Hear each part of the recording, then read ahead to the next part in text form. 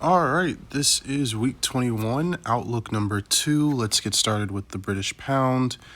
So, in the 4 hour, not really much has happened. We're just still looking for a price to reach one of the targets. One would be the area of interest in the discount, and the other would be the liquidity point relative equal highs here in the premium. So, there's not really much to say. This price action, we're at the mercy of the market.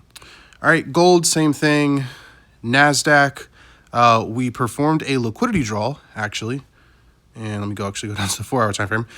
We performed a liquidity draw on the structural point that was a part of the price leg we had identified.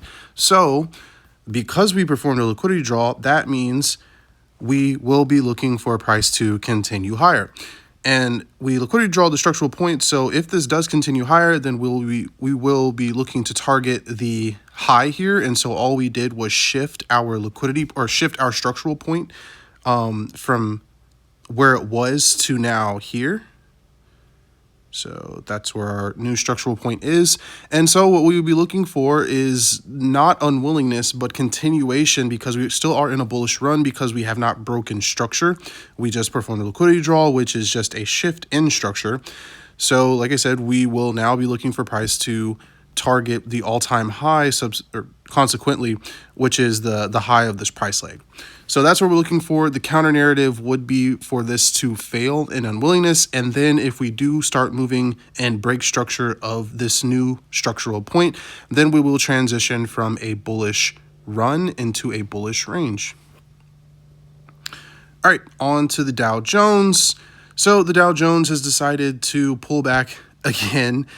So we're just consolidating inside of the premium side of this range, which is totally fine, makes sense. There's not really much to say about it. If you're looking for opportunities, wait for the right actions to occur. There's not really much to say on that. All right, and then oil is still pumping towards the highs of the 4 hour area that we were looking at.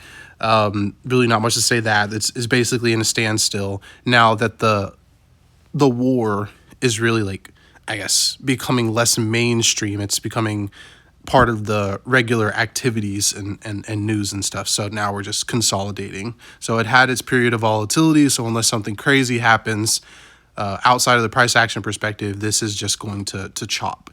Until then, there's nothing really interesting for price action based analysis to look at.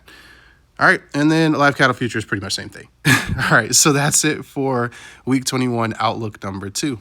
Peace.